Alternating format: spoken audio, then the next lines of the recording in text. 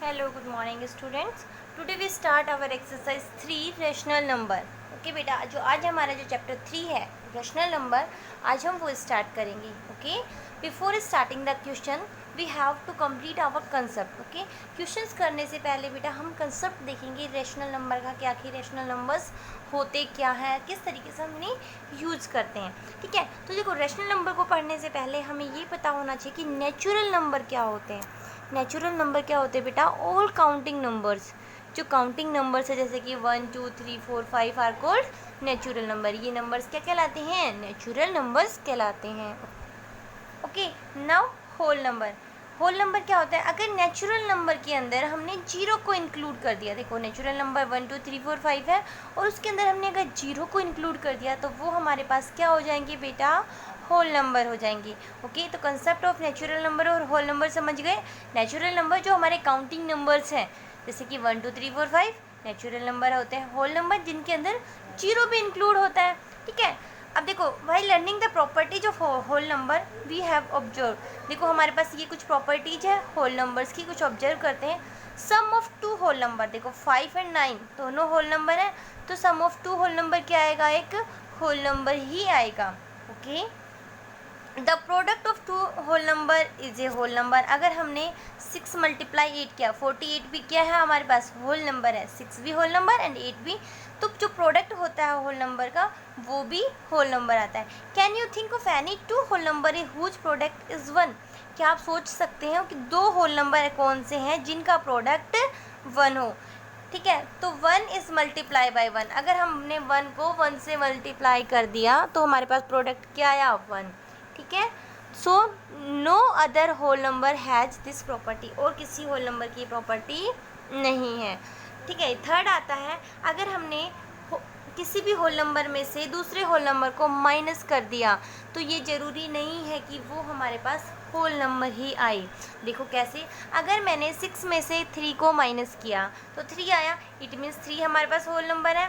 12 में से 11 को माइनस किया तो 1 आया, वो भी मेरे पास क्या है? एक होल नंबर. बट अगर मैंने 5 में से 9 को माइनस कर दिया, 5 में से 9 को माइनस करने पर बेटा मेरे पास क्या आएगा? माइनस का 4. माइनस का 4 क्या हमारे पास होल नंबर है? नहीं है ना, बिकॉज हमारे होल नंबर क्या होते हैं? 0 1 2 3 4. माइनस वाले नंबर्स होल नंबर नहीं होते हैं. ठीक है, तो अगर हमने किसी होल नंबर में से अगर हमने क्या किया है? दूसरे होल नंबर को माइनस किया है तो ये ज़रूरी नहीं कि वो होल नंबर ही आए. Has the number system is extend from whole numbers to integer. अब हमने नंबर सिस्टम से इंटीजर पे आते हैं, होल नंबर से एक्सटेंड होकर इंटीजर. क्यों? क्योंकि माइनस वाले नंबर तो होल नंबर में है ही नहीं. ओके, अगर मैं बोलती हूँ कि इंटीजर क्या होते हैं, देखो हमने पहले भी इंटीजर की स्टडी किया है कि इंटीजर क्या होते हैं, पूरी एक्सरसाइज की है. अगर मेरे पास होल नंबर है, होल नंबर में अगर मैंने नेगेटिव नंबर और उसके अंदर आ गए, ठीक है, तो वो क्या बन जाते हैं? इंटीजर बन जाते हैं. Whole number together with their negatives are called integer. मतलब होल नंबर के साथ साथ उसके अगर नेगेटिव्स भी आ गए तो वो हमारा क्या होता है? इंटीजर होता है.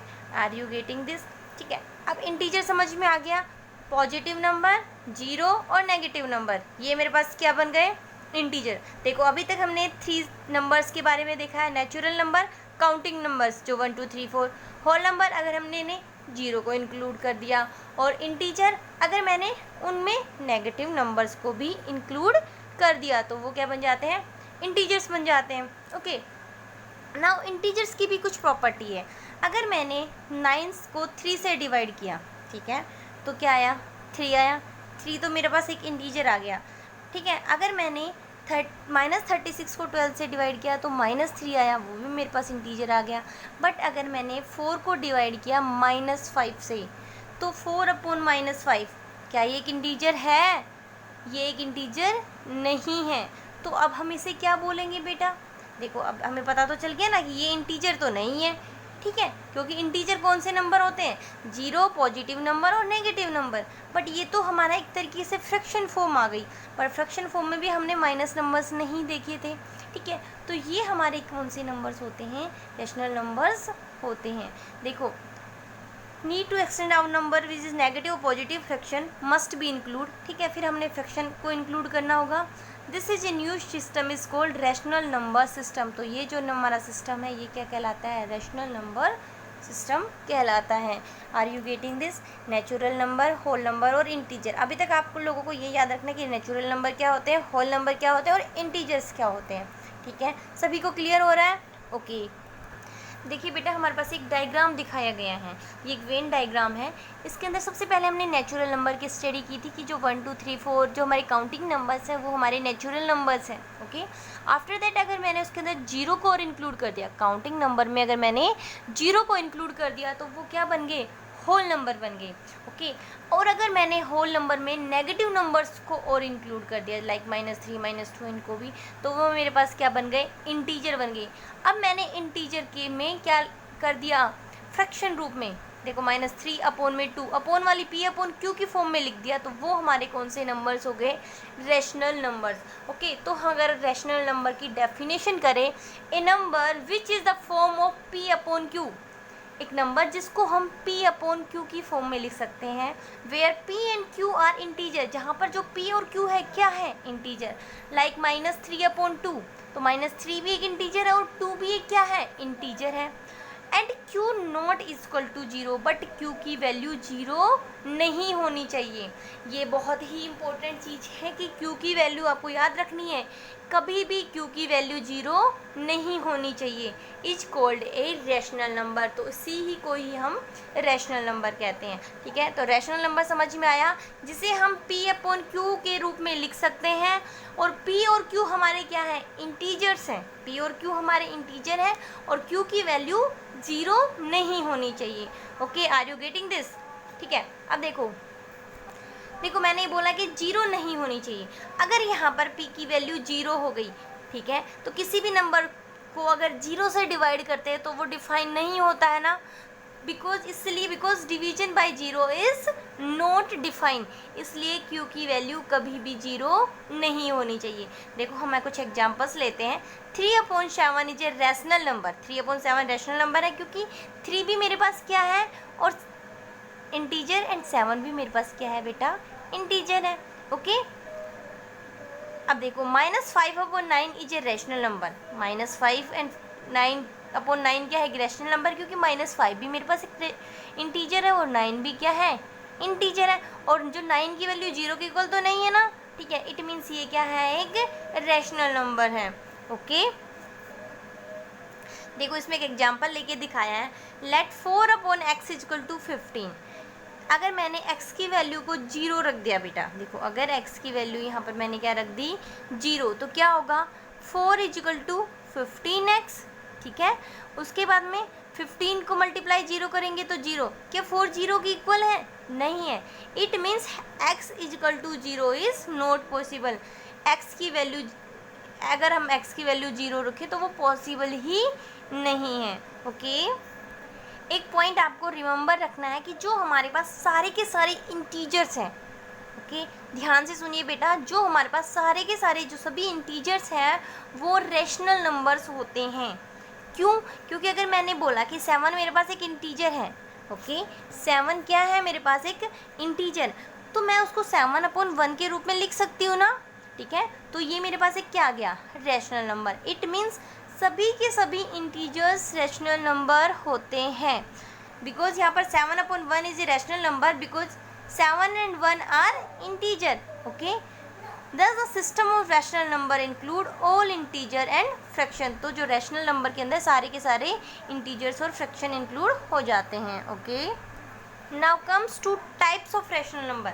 बेसिकली 2 टाइप्स होते हैं, positive rational numbers and negative rational number. Positive rational numbers बेटा क्या होते हैं? Irrational numbers is said to be positive if its numerator and denominator are both either positive और नेगेटिव। देखो पॉजिटिव और रैशनल नंबर्स वो होते हैं या तो उनके न्यूमिनेटर और डिनोमिनेटर पॉजिटिव हो या फिर क्या हो? नेगेटिव हो। क्योंकि नेगेटिव से नेगेटिव क्या हो जाता है? कैंसिल हो जाता है ना। मैंने आप लोगों को पहले भी बताया था कि माइनस माइनस क्या हो जाता है बेटा? प्लस हो जाता है। ठीक है, इट मीन्स ये भी 3/5 ही होगा। ठीक है, ये 13/19 ही होगा और ये -6/17 ही होगा। ठीक है, तो पॉजिटिव रेशनल नंबर्स वो रेशनल नंबर्स जिनके न्यूमरेटर और डिनोमिनेटर या तो क्या हो?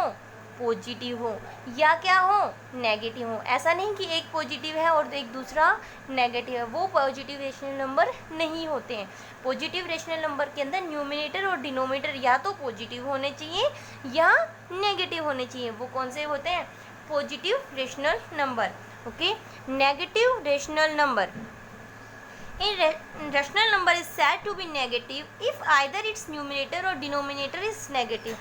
देखो, एक रेशनल नंबर कब नेगेटिव रेशनल नंबर होता है, जब या तो उसका न्यूमिनेटर या उसका डिनोमिनेटर किसी में से एक क्या हो, नेगेटिव होना चाहिए।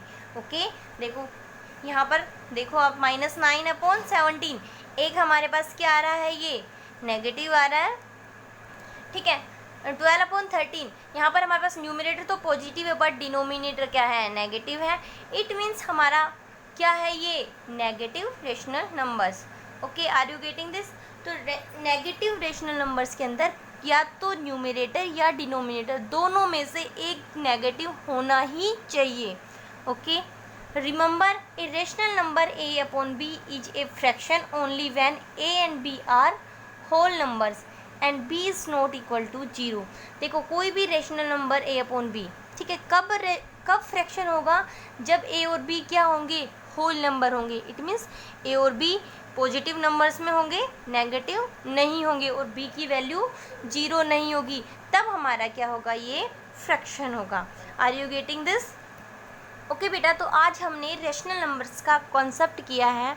आप, आई होप आपको अच्छे से समझ में आया होगा। आप इस चीज़ को एक बार रीड करके देखिएगा, ओके, तो आपको अच्छे से समझ में आ जाएगा। Thank you, have a nice day, take care.